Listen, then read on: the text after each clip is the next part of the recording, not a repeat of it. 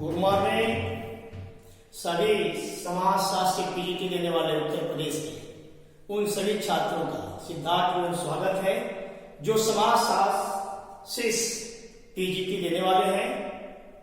और आज का जो हमारा विषय है समाज शास्त्र में वह समाज शास्त्र के क्षेत्र से संबंधित है, उसी विषय को देखेंगे। इसमें दो प्रकार के संप्रदाय हैं। एक वह संप्रदाय जो इसके स्वरूप को विशिष्टात्मक तरीके से देखता है अर्थात फॉर्मल, स्पेशलिस्ट, और दूसरा पार्टिकुलरिस्ट, अर्थात इस प्रकार से देखते हैं। और दूसरे जो संप्रदाय है वो संश्लेषित है, सिंथेटिक स्कूल वाले हैं। इन दोनों विचारकों में क्या अंतर है, इन दोनों के समाजशास्त्र क्षेत्र में क्या अंतर है, दोनों किस दृष्टि से देखना पसंद करते हैं, इसको हम लोग देखने का प्रयास करते हैं।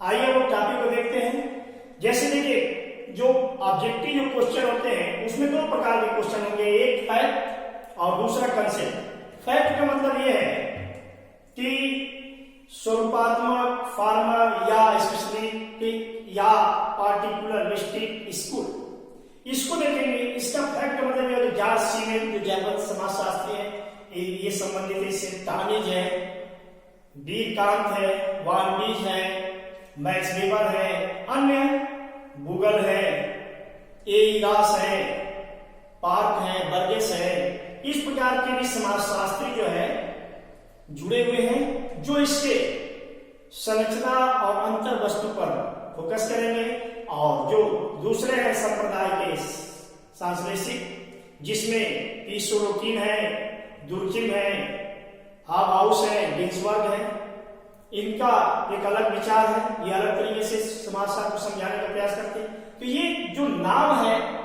इनके अध्ययन करने का जो तरीका है, ये फैक्ट है। परंतु ये स्वरूपात्मक क्या है, फॉर्मल किसको कहते हैं, सिंथेटिक इसको किसको कहेंगे, ये कंसेप्ट है, क्या है, इसको हम देखते हैं। पहले इसके व्यू को देखने का प्रयास करेंगे। स्वरूपात्मक एक लिखा हुआ है, स्वरूप है, हर व्यक्ति का एक स्वरूप होता है, उसका स्ट्रक्चर होता है। अर्थात फॉर्मल का मतलब होता है कि एक स्ट्रक्चर होता है। वो फॉर्मल किस प्रकार की होगी, जैसे एक उदाहरण के रूप में हमें कि समाज क्या है कि एक संरचना है। समाज जो एक संरचना है, उस सोसाइटी के अंतर्गत कुछ समिति है, कुछ संस्थाएं हैं, कुछ समुदाय हैं, कुछ उसके नियम कायदे हैं, कुछ प्रतिमान है, उसमें राज्य भी है, उसमें राजनीतिक संस्थाएं भी हैं, धार्मिक संस्थाएं भी हैं, सांस्कृतिक संस्थाएं भी हैं, आर्थिक संस्थाएं। ये सब उस समाज के अंतर्गत एक इकाई के रूप में कार्य करती हैं और इस सबसे मिलकर जो है समाज बनता है। अर्थात समाज शास्त्र में हम समाज के संरचना और उसके अंतर्गत संस्था, समिति जो भाग है, तत्व है, उनसे जो जिनके कारण एक संरचना होती है और दूसरा फंक्शनल अर्थात प्रकार होती है। कोई भी संरचना तभी बनी रहती है जब उसका फंक्शनल अर्थात प्रकार हो। संरचना एक व्यवस्था है और ये व्यवस्था कब बनी रहेगी, जब उस संरचना में जो तत्व है, जो उसके जिन तत्वों से मिलकर वो संरचना बनी है, वो तत्व अपने अपने जगह पे कार्य करें। और ये जब कार्य करेंगे तो एक व्यवस्था के रूप में, एक संरचना के रूप में निर्मित होगी। समाजशास्त्रियों का मानना है कि समाजशास्त्र समाज का अध्ययन करता है, अर्थात समाजशास्त्र में अर्थात समाज में परिवर्तन होता है। और जब हम कहते हैं समाजशास्त्र समाज का अध्ययन करता है, तो समाज का अध्ययन करते हैं, संरचना का अध्ययन करता है। दूसरा, जब परिवर्तन की बात करते हैं तो कहते हैं कि समाज में परिवर्तन होता है, न कि समाज का परिवर्तन होता है। इसका मतलब कि समाज के अंतर्गत जो उसकी व्यवस्था है, जैसे जाति व्यवस्था हो गया, वर्ग हो गया, क्लास हो गया, जो उसके अंदर कार्य करने वाली संस्थाएं हैं, समुदाय है, समितियां हैं, नियम है, प्रथा है, लोकाचार है, रीतियां है, वैल्यू है, जो मूल्य है, मानदंड है, इसमें परिवर्तन होता है। तो समाजशास्त्र में दोनों शब्दों को हम देखने का प्रयास करेंगे इस स्वरूपात्मक के तरीके से। इनका मानना है कि समाजशास्त्र जो है एक संरचना है, उस संरचना पर उसके अंतर्गत और उसके अंदर जो परिवर्तन होती है, जो उसके अंदर समिति, संस्था आती है, समुदाय आते हैं, प्रतिमान होते हैं, उनके परिवर्तन से समाज का संरचना नहीं बदलता है, अर्थात उसके अंतर की वस्तु, कंटेंट की वस्तु से समाज की संरचना पर कोई प्रभाव नहीं पड़ता है। सदियों से समाज चला आ रहा है, उसके अंदर जो है, अगर हम कार्ल मार्क्स की थियरी में जाए, चाहे अन्य लोगों की अगस्त्याम की थियरी में जाए, तो पहले प्रारंभिक समाज जो है थियोलॉजिकल था, फिर मेटाफिजिकल हुआ, फिर पॉजिटिविज्म में आया, और धार्मिक से तात्विक, तात्विक से प्रत्यक्षवाद में आया अगस्त्याम के अनुसार। इसी प्रकार मार्क्स के अनुसार जाए तो आदिम समाज था, आदिम से कृषक समाज आया, कृषक से जो है सामंत समाज आया, उनसे जो है पूंजीवादी समाज आया, उसके बाद जो है साम्यवाद की कल्पना करते हैं मार्क्स। तो इस प्रकार से समाज तो वही है, परंतु उसकी संरचना में परिवर्तन होता है, अंतर वस्तु में परिवर्तन होता है। इनका कहना है कि जो समाज है उस पर कोई प्रभाव नहीं पड़ता है, परंतु जो समाज शास्त्र में क्रांतिकारी विचार देने वाले हैं, जैसे कहते हैं कि फ्रांस की जब क्रांति हुई, इसी तरह ब्रिटेन में औद्योगिक क्रांति हुई, तो संरचना का परिवर्तन हो गया, अर्थात एक सामंतवादी समाज जो था वो पूंजीवाद में बदल गया, एक राजतांत्रिक समाज जो था व्यवस्था थी वह लोकतांत्रिक में बदल गई। तो उसके कारण से क्या हो गया, उसके अंदर मूल्य भी बदल गए, अर्थात पूरी आमूलचूल परिवर्तन हो गया क्रांति के कारण। तो एक प्रकार से देखा जाता है, आलोचना भी हो जाती है, और इसको हम देख सकते हैं दोनों दृष्टि से। पहले हम देखते हैं इनके अनुसार, इनका मत है कि संरचना और उसके अंतर वस्तु पर कोई, अर्थात संरचना पर उसकी अंतर वस्तु का कोई प्रभाव नहीं पड़ता है। अर्थात समाज शास्त्र में सामाजिक संबंधों के स्वरूप का अध्ययन किया गया है, और इसके स्वरूप और को हम देखने का प्रयास करेंगे। अर्थात तमाम ऐसे समाज शास्त्रियों का मत होता है, जैसे सीमेन साहब है, टॉनिज है, कांत है, वार्गीज है, मैक्स वेबर है। मैक्स वेबर ने इसी प्रकार से अध्ययन का एक तरीका, जर्मन शब्द है वर्स्ट है, जिसका हिंदी होता है समझ, इंग्लिश में अंडरस्टैंडिंग। ये कहते हैं कि किसी चीज को अगर समझना है तो दो तरीके से हम समझ सकते हैं, एक कि अवलोकन विधि, ऑब्जर्व करते हैं, अर्थात पहली बार हम देख लेते हैं, उसी से बता देते हैं। कोई व्यक्ति बंदूक ताना हुआ है, जिसका कोई शिकार कर रहा है, परंतु किस लिए शिकार कर रहा है, खाने के लिए या शौक से या शिकार को बेचने के लिए, तो उसके लिए हमको क्या करना पड़ेगा कि फिर प्रैक्टिकल करना पड़ेगा, अर्थात उसे जाकर पूछना पड़ेगा। तो इस प्रकार से वर्स्ट एक पद्धति है, किसी समाज शास्त्र में एक समझने का एक तरीका बताता है, इसीलिए अपने इस वर्स्ट पद्धति के माध्यम से भी समझाते हैं। और इस प्रकार कहा जाता है कि जो संरचना के अंदर परिवर्तन होता है, अंतर वस्तु में परिवर्तन होता है, उस अंतर वस्तु के कारण से संरचना का परिवर्तन नहीं होता, तो संरचना पर प्रभाव नहीं पड़ता है। इस प्रकार से इस प्रकार के विचारकों का मत होता है। इसका मतलब जो समाज शास्त्र है, जो उसके सामाजिक संबंध है, यह संबंध किससे बनता है, पारस्परिक, दो या दो से अधिक व्यक्तियों के मिलने से, उनके बीच में पारस्परिक रूप से अर्थात अंतःक्रिया होगी। अंतःक्रिया के लिए क्या होगा कि क्रिया प्रतिक्रिया के नियम होने चाहिए, अर्थात जो व्यक्ति क्रिया कर रहे हैं उनके बीच में अर्थात पारस्परिक संचार। इस तरीके से हम जो है सामाजिक संबंध का अध्ययन करते हैं। वो चीजें देखें तो उसमें क्या होता है, वो हमेशा से बना आ रहा है, सामाजिक संबंध सदियों से बनता आ रहा है, आज भी संबंध बनते हैं, आज भी सामाजिक संबंध के लिए दो या दो से अधिक व्यक्ति होने चाहिए, आज भी अंतःक्रिया होनी चाहिए, अंतःक्रिया के लिए पारस्परिकता होनी चाहिए, पारस्परिक रूप से जागरूकता होनी चाहिए, अर्थात क्रिया प्रतिक्रिया का नियम होना चाहिए, संचार होना चाहिए, कम्युनिकेशन होना चाहिए, आज भी है, परंतु उसके मूल्य में परिवर्तन होता है, उसकी जो एलिमेंट है, तत्व है, उसमें परिवर्तन होता है, वो तरीके में पद्धति तो वही रहेगी, पर पद्धति के अंदर जो मैटर आते हैं उसमें परिवर्तन होता है। इसीलिए इनका मत होता है कि अंतर वस्तु का संरचना पर कोई प्रभाव नहीं पड़ता है। इसको एक उदाहरण के माध्यम से हम समझा सकते हैं कि कहते हैं कि 3 बोतल लेते हैं, हरा पीला लाल बोतल लेंगे, उसमें एक में पानी, एक में दूध, एक में शराब रखते हैं। उस जो अंतर की वस्तु है दूध, शराब, पानी, उस बोतल के स्वरूप पर कोई प्रभाव नहीं डालती है। अर्थात जैसा बोतल का कलर होता है वैसा ही अंतर वस्तु दिखती है, अर्थात जैसा बोतल का स्वरूप होगा वैसा ही उसके अंदर की वस्तु दिखेगी। अगर बोतल हरा है तो अंदर की पानी अगर रखे तो पानी हरा दिखेगा।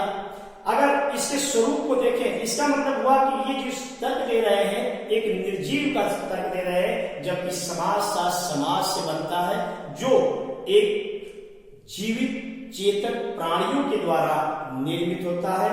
इस रूप में अगर हम देखें तो संश्लेषणात्मक के द्वारा इनका एनालिसिस किया जाता है। ये कहते हैं कि समाज शास्त्र की प्रकृति अर्थात सिंथेटिक स्कूल का मानना है, दूसरे संप्रदाय का मानना है, जिसमें पी सुमेकिन, दुर्खिम, हाउस गिन्सबर्ग डुर्किम कहते हैं कि मनुष्य कुछ नहीं होता है, समाज ही सब कुछ होता है। इनके अनुसार देखें तो कहते हैं कि डुर्किम हाउस कहते हैं कि समाज शास्त्र की प्रकृति एक जीवधारी शरीर के समान होती है, जिसमें भिन्न भिन्न तत्व और भिन्न भिन्न अंग, जिस प्रकार हमारा शरीर एक स्वरूप है, इसके अंतर्गत भिन्न भिन्न अंग है, एक दूसरे से घनिष्ठ रूप से संबंधित है। अर्थात हमारा शरीर एक संरचना है। इस शरीर के अंतर्गत हाथ है, पैर है, हार्ट है, लीवर है, किडनी है, जी क्या करते हैं कि अपने अपने स्थान पर रह के फंक्शन करते हैं और एक दूसरे से घनिष्ठ रूप से संबंधित होते हैं। इसका हम देख सकते हैं कि अगर किडनी खराब होती है तो हमारे हार्ट पर, लीवर पर, हमारे पूरे संरचना को प्रभावित करती है। इसी प्रकार से अगर इसमें कोई भी भाग, अगर पूरा हाथ कट जाता है तो भी हमारे अंग को प्रभावित करता है। इसका मतलब ये माना जा सकता है कि समाजशास्त्र और समाजशास्त्र के जो तत्व हैं, जो उसके अंग है, भिन्न भिन्न समाज है, समाज के अंतर्गत समिति है, संस्था है, समुदाय है, प्रतिमान है, मूल्य है, इस प्रकार का अंतःक्रिया है, जो कुछ भी है, अगर वो समाज तभी निर्मित हुआ है, संरचना तभी निर्मित हुआ है जब ये भिन्न भिन्न अंग अपने स्थान पर कार्य करते हैं। अतः मानना पड़ेगा कि समाज एक जीवधारी शरीर के समान है, जिसमें भिन्न भिन्न अंग है, एक दूसरे से घनिष्ठ रूप से संबंधित है, एक दूसरे को सहयोग करते हैं और इस रूप में जो है सामाजिक संरचना बनी रहती है। इसका मतलब कि समाज इन सामाजिक प्राणियों से बनता है।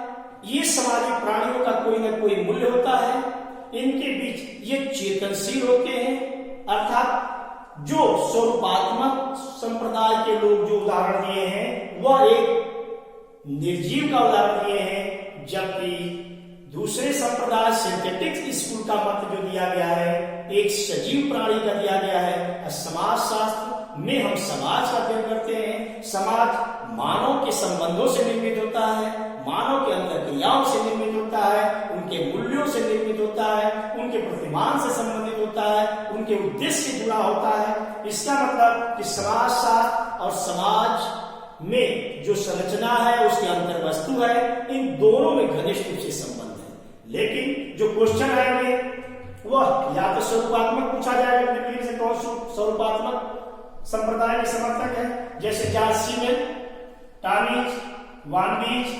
वीरकांत, मैक्स वेबर, गूगल, एलियास, पार्क बर्गेस, इनका नाम आता है। जबकि सिंथेटिक स्कूल में पी सोरोकिन, डुर्किम, हाउस, गिन्सवर्थ, दोनों ये फैक्ट के रूप में पूछा जाएगा और दूसरा कंसेप्ट के रूप में आता है। तो हम देख सकते हैं एक तरीके से स्पेंसर की तरीके से, हर्बर्ट स्पेंसर के कथन के अनुसार अगर देखा जाए तो संश्लेषात्मक स्कूल का काफी अच्छा इसमें प्रभाव देखा जाता है। इस प्रकार से इन दोनों संप्रदाय से क्वेश्चन पूछे जाते हैं और एक फैक्ट दूसरा कंसेप्ट। पी सोरोकिन ने अपने कंटेम्पररी सोशलॉजिकल थियरी में स्पष्ट रूप से इसको दिए हैं कि समाज में सामाजिक संबंध होते हैं, ये व्यक्ति होते हैं, इनकी आवश्यकताएं होती है। हम देखें कि जैसे हम लोग किसी से अंतःक्रिया करते हैं, सोशल इंटरेक्शन जब करते हैं तो सोशल इंटरेक्शन क्यों करेंगे? एक व्यक्ति दूसरे व्यक्ति से क्यों मिलता है? प्रत्येक व्यक्ति का कोई ना कोई आवश्यकता होता है, कोई ना कोई उद्देश्य होता है। उन उद्देश्यों आवश्यकताओं की पूर्ति के लिए हम एक दूसरे से मिलते हैं, समूह का, समुदाय का। अर्थात इस प्रकार से समुदाय निर्मित होती है, वो समुदाय के लोग आपस में अर्थात समूह का निर्माण किया जाता है, अर्थात समिति का निर्माण किया जाता है, अर्थात हम अपने उद्देश्य के लिए निर्मित करते हैं। उसी के अनुसार हमारे मूल्य भी होते हैं, उसी के अनुसार हमारी सदस्यता होती है। अर्थात जब हम क्रिया करते हैं, सोशल इंटरेक्शन करते हैं, ये स्पष्ट करता है कि कोई ना कोई उद्देश्य होता है जिससे दो से अधिक व्यक्ति एक दूसरे से पारस्परिक रूप से मिलते हैं, क्रिया प्रतिक्रिया करते हैं। अर्थात इसका मतलब हुआ कि एक व्यक्ति अपने उद्देश्य को लेकर दूसरे व्यक्ति के साथ जाता है, जब क्रिया करता है वह क्रिया अर्थपूर्ण होना चाहिए, मीनिंगफुल होना चाहिए। अगर मीनिंगफुल है, उद्देश्यपूर्ण है, तो ऐसी क्रिया को सामाजिक अंतःक्रिया करते हैं। इन्हीं से सामाजिक संबंध बनता है, सामाजिक संबंधों से ही समाज निर्मित होता है। इसका मतलब उन मनुष्यों से निर्मित होता है, उन मानवीय व्यवहारों से निर्मित होता है। इसलिए समाज शास्त्र में समाज, समुदाय, जिन चीजों का अध्ययन किया जाता है, यह सिद्ध करता है कि संश्लेषात्मक स्कूल सही विचार है। इसका मतलब संरचना और अंतर वस्तु को हम अलग अलग करके अध्ययन नहीं कर सकते हैं। स्वरूप का मत सही है कि समाज में राजनीति भी होती है, आर्थिक क्रिया भी होती है, सांस्कृतिक क्रिया भी होती है, धार्मिक क्रिया भी होती है, उसके मूल्य भी होते हैं और उनको हम संरचना से अलग करके नहीं दे सकते हैं। क्रांतिकारी जो क्रांति हुई, फ्रांस की क्रांति, औद्योगिक क्रांति, वो स्पष्ट करती है कि उसकी अंतर वस्तु में जब परिवर्तन होता है तो संरचना का भी परिवर्तन होता है। यह परंतु इनका भी मत है कि व्यवस्था के रूप में अगर समाज को देखें तो समाज सदियों से बना हुआ है, परंतु उसकी अंतर वस्तु में प्रभाव होता है, अंतर वस्तु में परिवर्तन होता है, संरचना पर कोई प्रभाव नहीं पड़ता। दोनों संप्रदाय अपने अपने तर्क मत के अनुसार सही है। अगर वीडियो अच्छा लगे तो अवश्य सब्सक्राइब करिए। आज का वीडियो यही था। कल जो मैं टॉपिक शुरू करूंगा उसमें यह रहेगा समाज शास्त्र की उत्पत्ति कितने चरणों में हुई और कौन कौन विचारक कैसे समाज शास्त्र 1876 में अमेरिका के एक विश्वविद्यालय में इसका अध्ययन किया गया। भारत में 1914 में मुंबई में, फिर 1919 में जो है पैट्रिक ब्रिटिश साहब की अध्यक्षता में समाज शास्त्र विषय के रूप में। तो इस प्रकार से वेस्टर्न और इंडियन दोनों सोशलॉजिस्टों को देखेंगे।